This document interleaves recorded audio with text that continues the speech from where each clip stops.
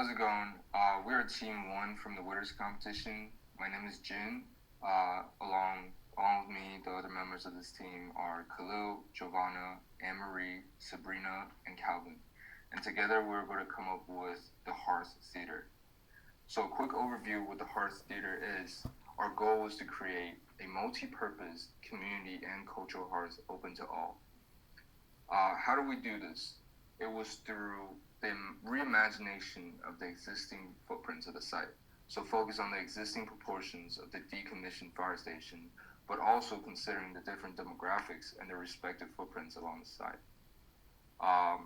Someone might ask why, but our drive was to revitalize a sense of community culture by finding a solution beyond the seasonal nature of theater events.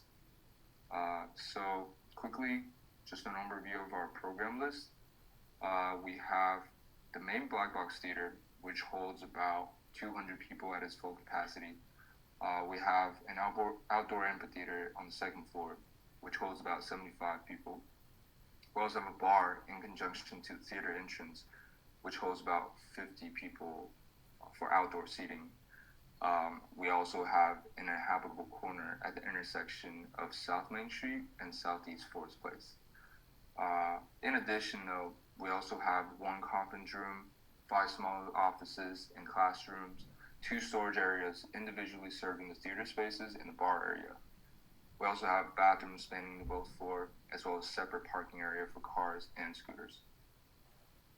One quick thing to mention, the project proposal was developed using RFP documents as well as independently conducted surveys, which fundamentally contributed to our design success through establishing the key project benchmarks as well as ensuring that the schedule and budgeting targets were met. Now we're going to move on into the Black Box Theater by Khalil. When considering the spaces that members of our community would be utilizing on this site, it was important to create interior environments that are flexible, inclusive, and dynamic. For this reason, we want to highlight the Black Box facility, a space with limitless potential and a canvas with which any member or group of the community can create and learn. With attention to lighting, acoustics, adaptability, and universal design principles, this space provides a venue where community members can come together and grow. In order to show the adaptability of this space, we provided 3 scenes to exemplify how the Black Box venue can be used for multiple purposes. The first space depicts the venue being used for drama and the arts, with customizable stage props, such as a monologue platform, as well as collapsible bleacher seating featuring handicap-accessible floor seating. Or for a more informal get-together, such as a community dance, where lighting and movable furniture are essential, this venue provides the ideal space for creating an entertaining and stimulating environment. And with the option to store away or make use of bleacher seating, the choice is left to the user how this space functions. And we would lastly like to highlight a more formal gathering with a more structured seating arrangement for community meetings or open forums. Ultimately, the spaces such as the Black Box within our site take a human-centered approach to design and construction, putting the user and their needs first. So thanks, Khalil. Now I'm going to go into some details about the exterior facade of the Black Box. We put a lot of thought into investigating the spatial condition of theater seating to be able to utilize the dead space that's kind of under the seating area where the audience nor the performers usually kind of never actually utilize.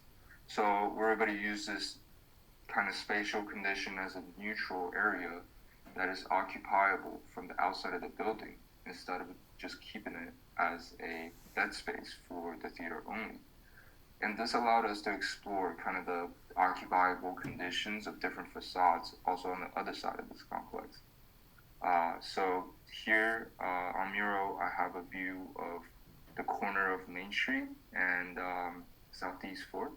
And so the corner of this theater would have this inhabitable edge for the outside occupants.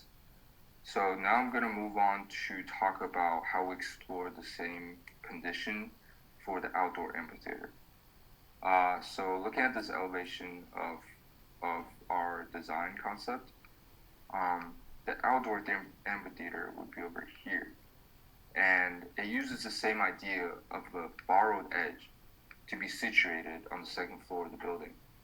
So this borrowed edge being the ceiling of the entrance, which is here, is composed of the roof for the lobby as well as the adjacent bar, so that they're seemingly supporting the second floor space in conjunction with each other.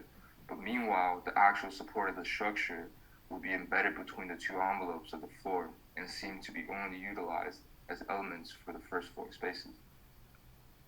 So moving on, we're going to go into the bar area, and Giovanna will be up to talk about it.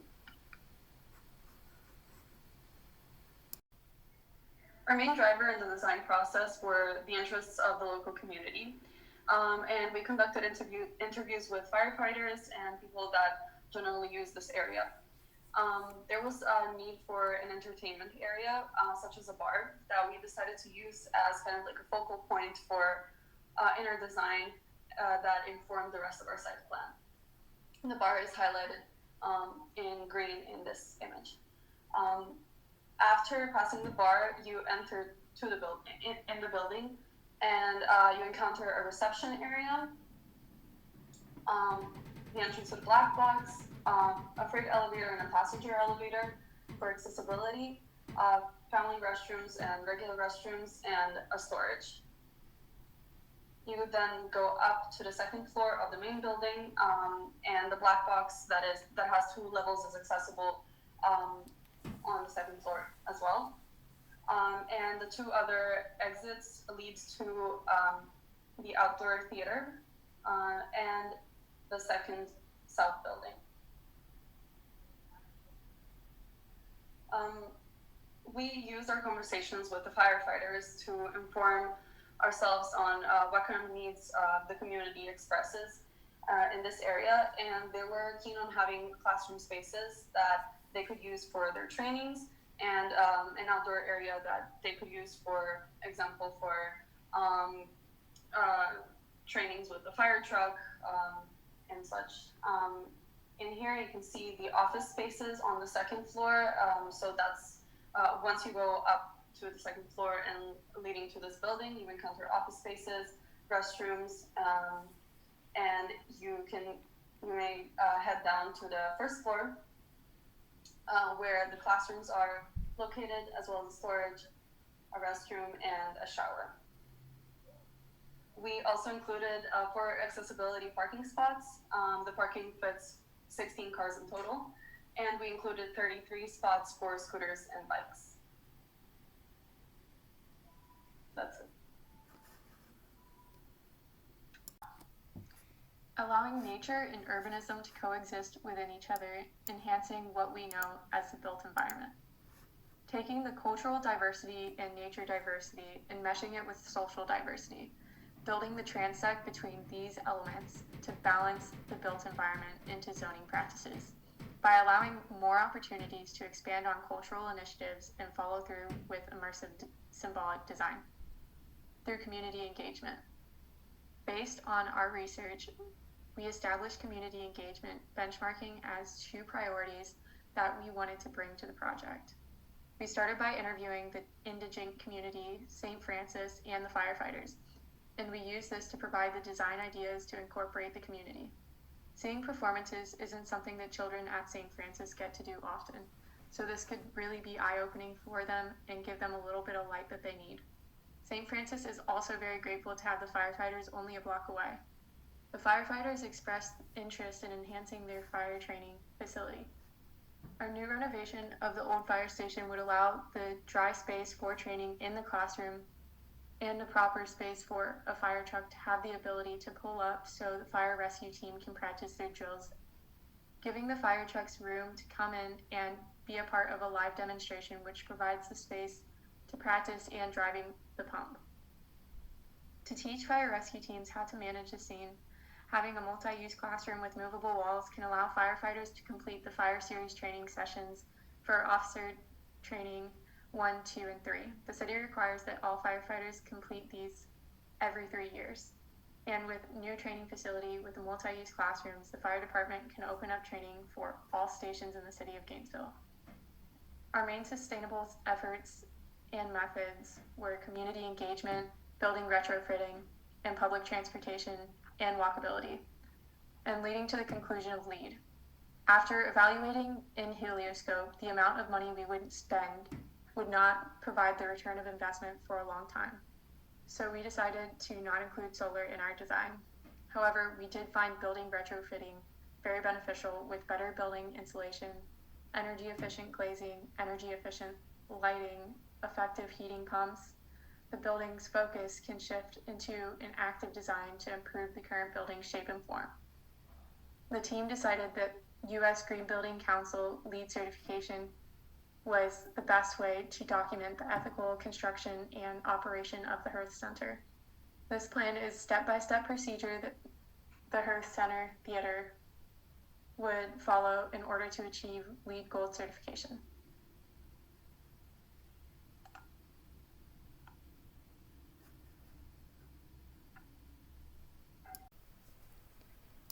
The Hearth Theater construction management team has been involved with the design and sustainability teams to ensure that key schedule and budget targets are met, as well as improving the overall constructability of the project. The documents presented today include budget, schedule, site logistics, and safety plans. Using cost data escalated or discounted as appropriate and checked against the 2018 feasibility study, a budget was established under the $5 million mark set by our client. We have provided the budget as an executive summary with a detailed breakout to the right. Total construction costs are about $4.8 million. Trade costs are visualized as a pie chart, and we have broken out some key areas including lumped costs associated with the black box theater and amphitheater, sustainability, and vertical circulation. Project costs have been projected for design development to allow the client to project total project costs, which are more reflective of the additional costs of achieving LEED. Much of the budgeting includes lump sum allowances and square foot unit costs that are reflective of comparable project square footage costs. The project schedule is divided primarily between design development and pre-construction and construction activities. Achieving the client's goal of a one year for design and pre-construction and 1 year on-site building, the conceptual schedule targets 1 year for design, beginning with discovery, and 1 year for construction, beginning with site work. The schedule includes contract award and long lead item submission during the pre-construction phase, as it has been indicated that the contractor involvement is critical to project success. Neither the budget nor schedule reflects any site remediation or interior abatement. As better information becomes available, both documents can be updated. There is room to accommodate remediation activities should they be necessary. Here's our full schedule included for your review.